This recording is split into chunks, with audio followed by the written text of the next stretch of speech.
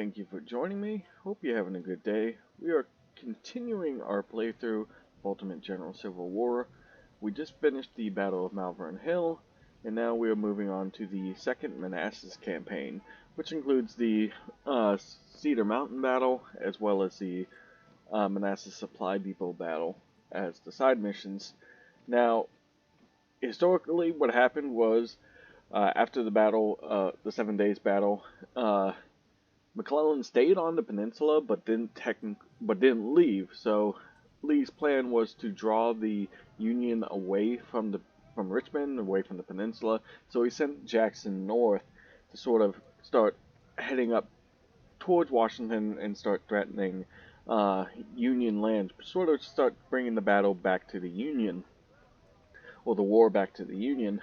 And then once he was comfortable with the fact that the Union was pulling their forces away to respond to Jackson heading back up north, he would then follow Jackson back to Virginia and meet up with Jackson. The first major battle of this was, of course, Cedar Mountain, but obviously he continued to move his way up, and that's going to be the battle we play first. So, as you can see, the Second Bull Run is the main battle. We also have the Manassas Depot, as well as, again, Cedar Mountain, which is the only battle of the two side missions that we're actually going to have to put our own forces into the battle. So let's go ahead and start. We do have a slight buff, -7% army size, which will help us. It seems that the Federals are not planning to attack soon. However, their presence at the peninsula is a real threat to our capital. We need to develop a bold strategy and strike the enemy's supply line around Manassas. The Federals will be pressed to respond by relocating forces from the peninsula and loosen the pressure to Richmond. Advance rapidly to the north around the right of the Union Army and cut the Orange and the Alexandria Railroad, breaking the supply line. So as I said, this is part of Jackson's move north. Shows Cedar Mountain actually in the Appalachians. It's not quite this far to the west. The actual battle was probably more along around this location, just by looking at the map. But that's not really that big of a deal. So let's go ahead. We're going to go ahead and start the battle. We will probably bring the first corps for this battle, because Cedar Mountain can actually be quite difficult. We'll probably avoid bringing in our veteran units, just to avoid spending a lot of money, because like I said, we do want to try and build up that third corps before the Battle of Manassas. But again, I'm not too worried about that as long as I have a pretty well stocked first and second corps. So let's go ahead, start the battle. The Yankees have been alerted to our presence and have sent forces to halt our advance.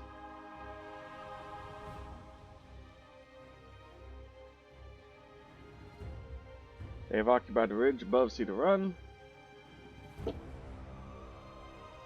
You have no choice but to attack and repel them.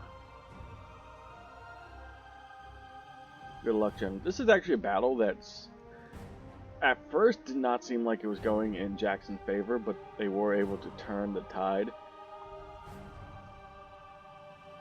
But it was very rough going. So like I said, we're going to bring everyone but our main veteran units. Let's go ahead and bring the cannon in as well.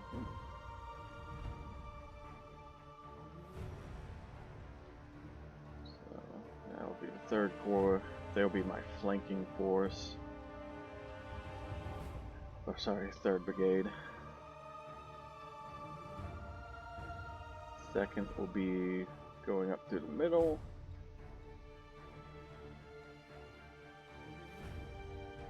And then the 1st Division will flank left up through this area.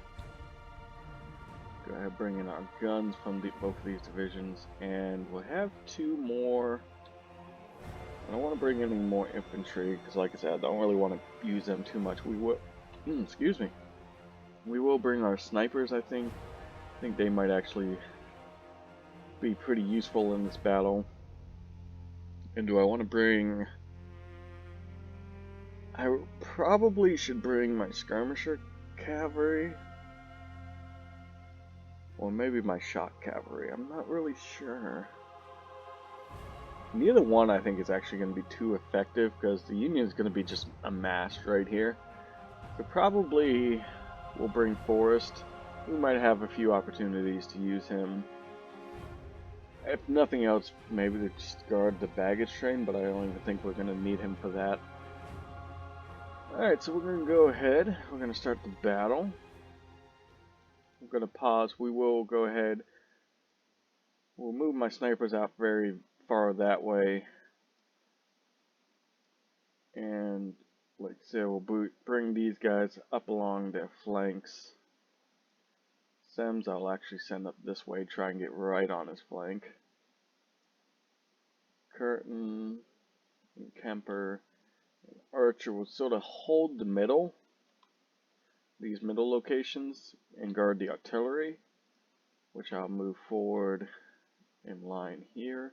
Actually, we'll stick them in these woods here, give them some cover, and of course the first corps will move up to these woods here. Try and put some pressure on their left, or their right flank, our left. And Forrest will keep back at the cavalry, with the artillery for now. So let's go ahead and play, let's go ahead and fast forward. Get these guys moving forward as quickly as possible.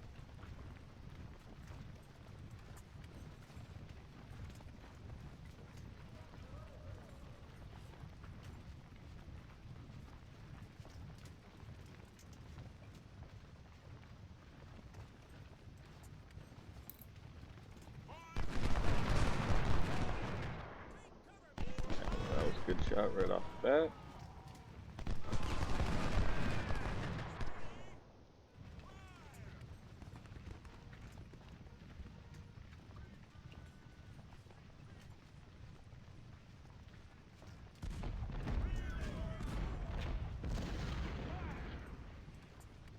Probably this tree line is probably not going to give us too much cover.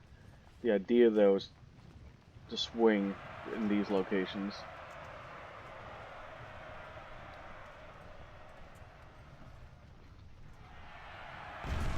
Actually amassed quite a bit of troops on this side, more than I'm usually used to.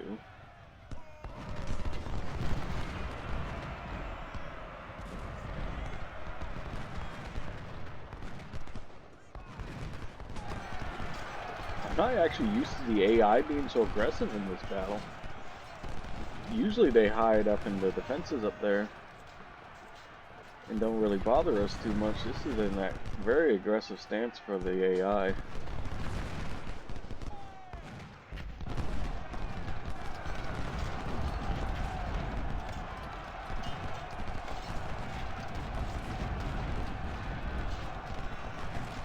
They use Picket and run him this way.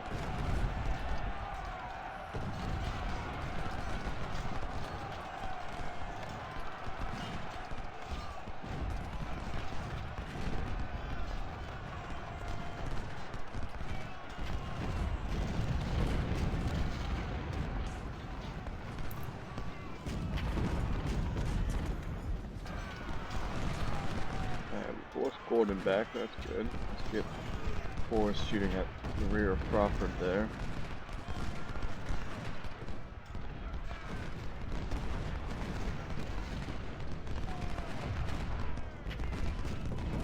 Pick a good location to mass our artillery, right where they sort of mass their infantry.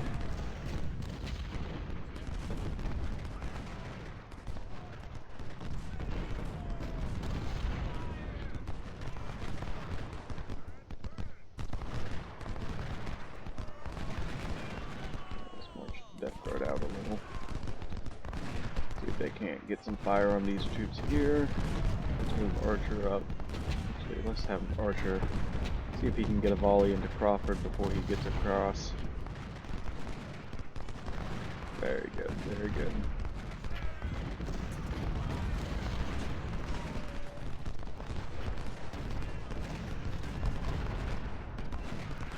Dismount our cavalry here. Them up on their flank.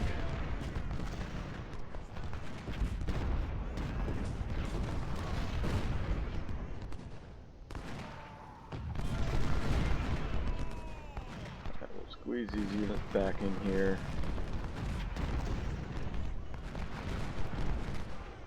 Okay, we're gonna sort of rely on our flanks to try and do the job. Run. Turn and run.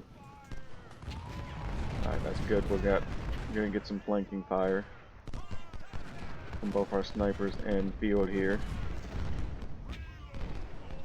Actually, I think field just got out of range. He just might be in range. Not in range enough to launch an effective volley, but just enough to get him to run, though. Alright, let's move our snipers up.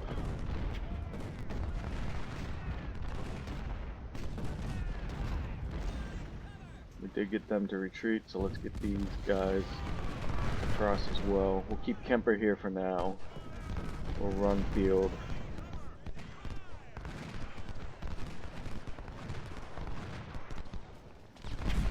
Alright.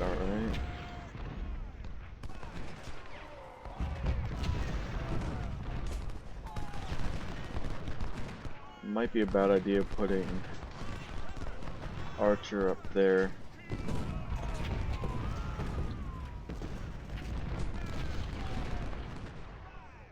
Actually, should probably not have my general so far back.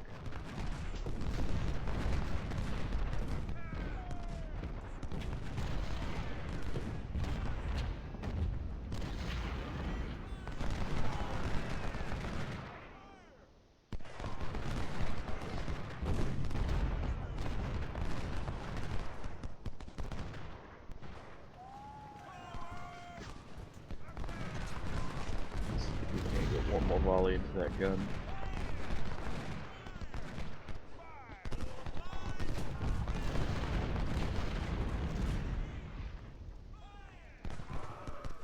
Go ahead and put my snipers up into this yard up there. That log field, I mean.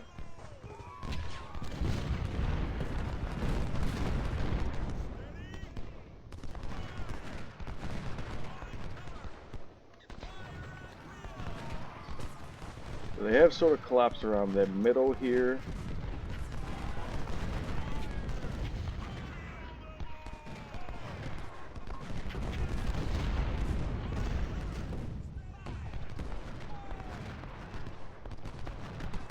Not the most effective right now, our snipers.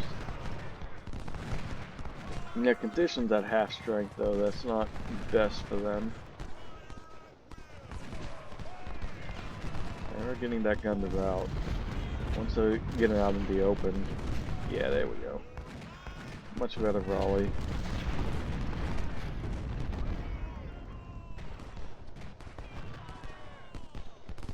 Get them up there. Hopefully they can stay in cover and not be seen. Might be able to get some flanking fire into green. I don't know, we might be moving them out of range. Keep them at the edge of the woods. And that gun battery's gone, that's good.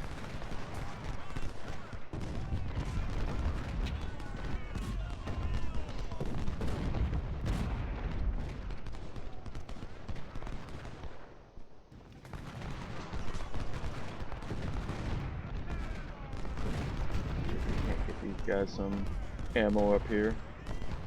Yeah, they're starting to dwindle. Death Guard's okay, but everybody else is starting to dwindle.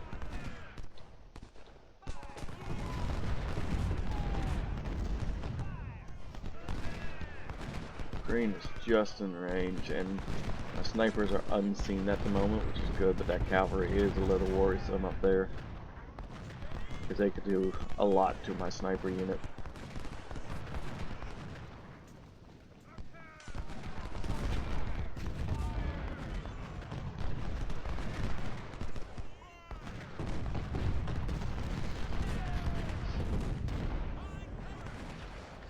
Interesting. I might have an opportunity to move Kemper up. Let's get them on a run.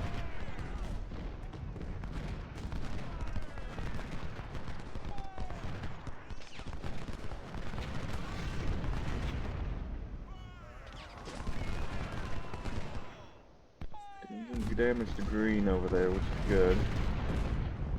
Guys in range to be resupplied. Yeah, they're being resupplied.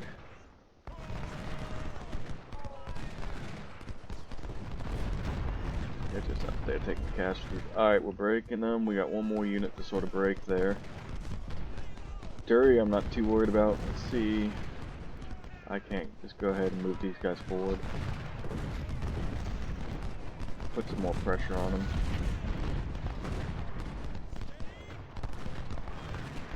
We broke green. Let's see if we can get Sems up here to put some flanking fire on Dury.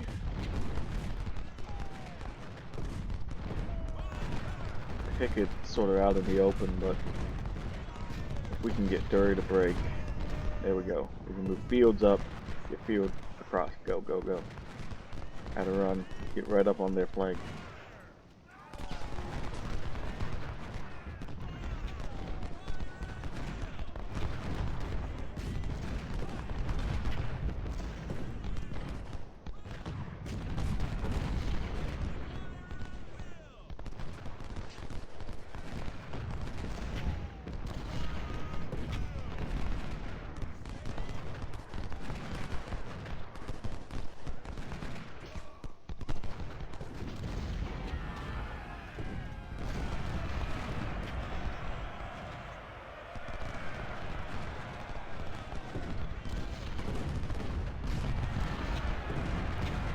Go ahead and get him over to this side.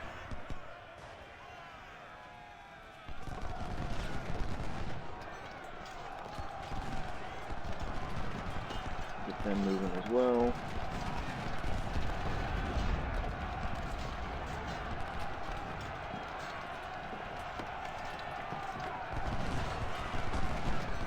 Alright, we're out of Gary.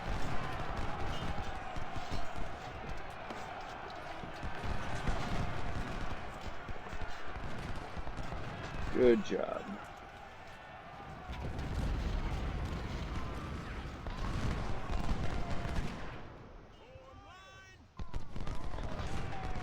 And we've now secured the ridge. Now it's just a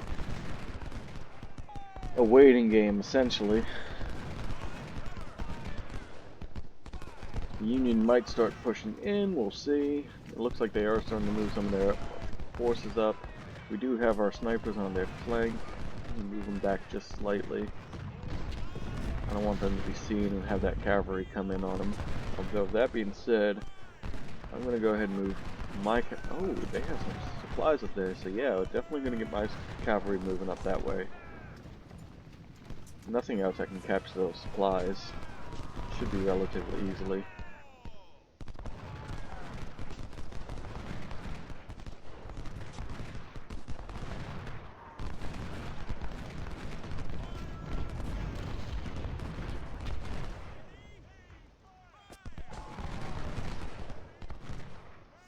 My gun's doing okay. They got plenty of ammo. These guys resupplied fairly well. Let's see if I can't get Gibson up into these woods and put some more fire on them. Preston has been taking brunt of the attacks there. Might send my general up here in a minute. See how their morale is doing down here. We're all good, so yeah. Let's get my general moving up this direction.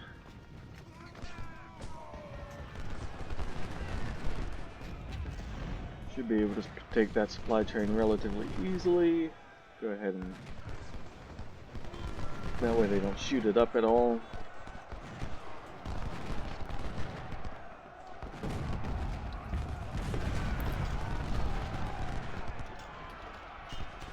So it's like they waited for Gibson to move. Don't really want to aim the Death Guard at them just yet. Union is doing a little bit of a push. They're sending Prince up.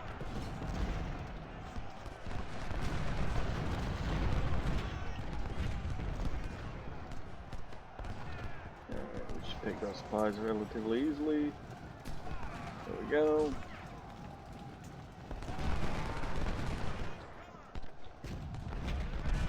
Alright, good job, Preston.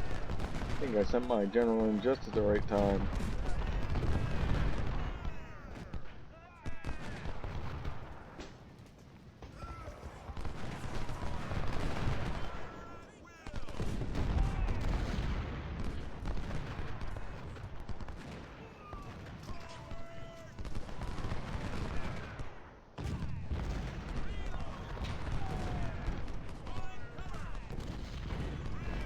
Can't remember what all guns we had. Okay, yeah. Alright, I think I'm going to go ahead and fast forward this, because really, unless I see them really beginning to push, I don't see us having any more issues in this battle. As soon as I say that, we're charging with their guys, but Death Guard are handling it pretty well, and then, yeah, there they go, they're routing.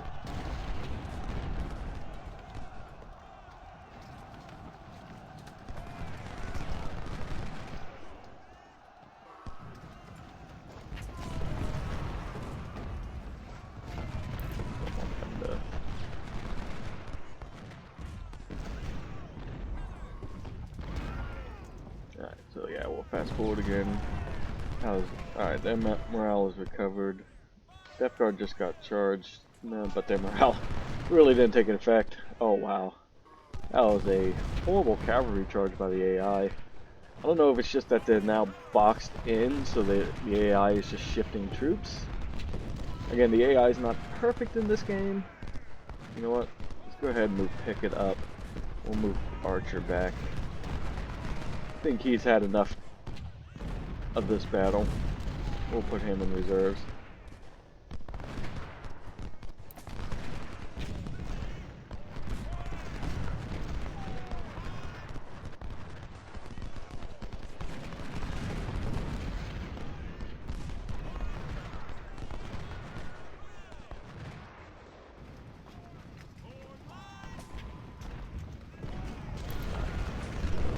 Fast forward again, just to get to the victory at this point, because the Union, yeah, like I said, the Union not going to be able to do much of anything else. Looks like Preston is running out of ammo, so we should probably go ahead and resupply him. Assuming the game doesn't end before then, the battle, I mean.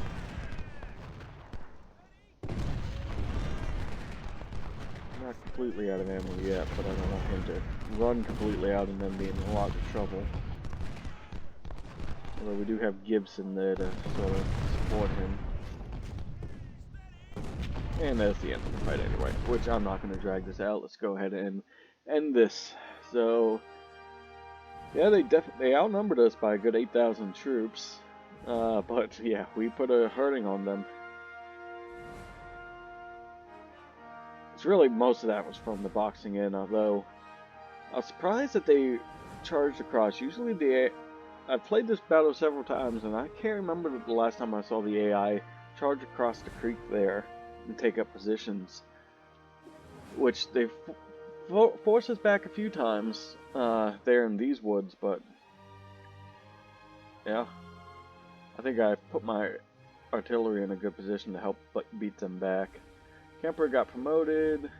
Preston was our best, which, yeah, up there on that flank, he did a really good job. Yeah, 4-1, over 2,000 kills. Yeah, I'll take that. 5,000, wow. 5,000 supplies captured. Wow, a lot of Harper's Ferries. That's going to help out a lot, because the Harper's Ferry is going to be a hard one for us to get a hold of. It's basically equivalent to the 1855 Springfield, so, which we captured some of those as well. Got some of these back, the Pattern Enfields, Lorenz. 4 Napoleons. We did lose a few troops out of our cavalry, but we got some of the guns back. So yeah, all in all, a pretty relatively good battle. Again, less than 3,000 casualties, which I believe we're getting like, I think we get that much back for this battle. Oh no, it's like 5,000. Yeah, almost 6,000 troops. 106 prisoners exchanged. Get that one career point, which... What did we say we were going to put that in? We were going to put that in economy, right? We're just going to put everything in economy. Well, maybe I should split it up, do medicine and economy. Yeah, Manassas might be a tough one. We'll think on that. We'll do economy for now. And I might put a point into medicine just so we can get some troops back at the end of Manassas. So all in all, I'll take losing under 3,000 for that battle. Especially seeing as none of them were veteran troops. These guys did get their second buff, second rank. So we are going to have to use a little bit of veterans to get them back up. Actually a fair amount, wow. But it's worth it. And we get to name another unit. So what are we, I'm trying to think of what Warhammer factions we have. No, we do assault course, that's right. Which,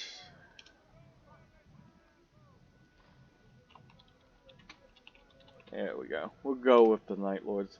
Doing all the Chaos factions first. Just to, because we are the Confederates. Outside of the Dark Angels, which is my main faction. So, Gibson didn't take enough casualties to warrant putting him up. He didn't take any casualties. He took 1 man again. I think that, he took 1 man. Forrest lost 9. I like keeping my skirmisher cavalry at 300. I don't know if I've mentioned that yet. Archer got promoted as well, so that's good. Fill in as many rookies as we can. We're going to have to spend quite a bit of money on veterans for him, though. But again, it's worth it, especially for the first corps. Now, in subsequent corps, I don't typically spend any money, again, to prevent scaling, in keeping these guys second stars. The first brigades of each one are the only ones I'm expecting to ever get 3 stars. In my second corps, I could care less if the rest of them are 2 stars. If they get 2 stars, naturally, that's fine.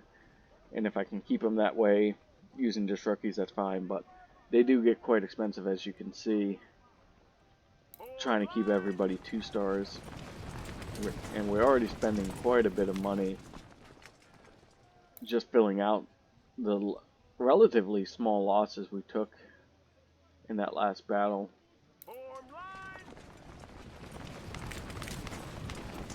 Yes, sir. Well, we still have 25,000 to work with, which is fair. And we are going to go ahead. We're going to add a skirmisher unit.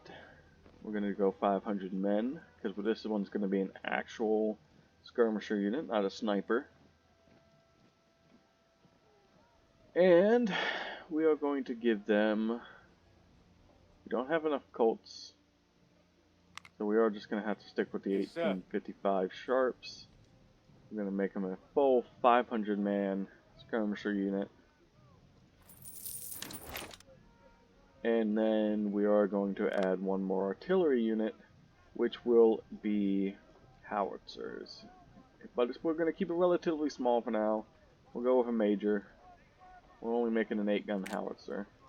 So we are going to have to spend a little bit of gold to get him 8 guns. And there we go. Now we have a fully fleshed out first corps, up into the point where, of course, I can lock the 6th brigade here. So let's take a look, see what we can do with our second corps. We are going to need a general in charge. So is there anybody we can promote? Actually, we should probably promote from the corps. We'll put a low star colonel. We don't want to spend too much money. Yes, sir. There we go. And of course, we'll put him in charge here. Now, we're only going to have 8,000 gold, so we're probably not going to be really able to do anything, actually. So we'll probably wait till after the Manassas battle to actually fill out our 4th corps, because again, we don't really have too much gold to spend, and I really don't want to sell any weapons at the moment. I don't think we really have anything to sell. We are starting to stockpile Napoleons, so it might get to a point where we can start selling off some of them. So what I might do, we haven't been buying up the 20-pounder parrots really all that much. And we do still have to buy some of these Henrys. Now that we have the Fayettevilles, unlocked for one brigade. I'm not too worried about getting them, but I will continue to buy them up when available, because I wouldn't mind having a couple brigades with the Fayetteville rifle. And we do actually have enough Harper Ferries to actually arm. So they all have Springfields. So let's go ahead and give them some Harper's Ferries. And just pass down the Enfields to somebody who doesn't have Enfields yet. That's going to be Pickett's brigade. And everybody else have Lorenz? Nope, they do not. He needs Lorenz. And there we go. No more Mississippis in my first brigade. That's great. I like that. So let's see what we can do here. They have Mississippis, Mississippis, Mississippis, Palmettos. So we'll give him Mississippis. And him some Palmettos. Pass those down. Okay. Actually, we should probably give our first brigade of the 3rd Division the Palmettos. Just because they are technically a slightly better weapon than the Springfields. Alright, so that's going to do it for this episode. Next episode we'll do the Manassas Depot and then fill out the rest of our corps for the Battle of Manassas. I'm actually beginning to think I'm not going to have enough troops or enough money or supplies to arm a 2nd Corps here, or a 3rd Corps with really anything. It might not even be worth bringing in a 3rd Corps, which you really don't need it. It's just helpful maybe to have a few extra troops. I'm really looking at possibly getting some Lamats, so just so I can give them my skirmisher cavalry from my 2nd Corps some Lamats. That might actually be a nice, because I believe Gavin already has Lamats. So that would actually be able to get us a good skirmisher weapon without actually having to spend any money. But that, like I said, is going to do it for this episode. Everyone, thank you again for watching. I really do appreciate it if you've been following along this series. And yeah, everybody, have a good day.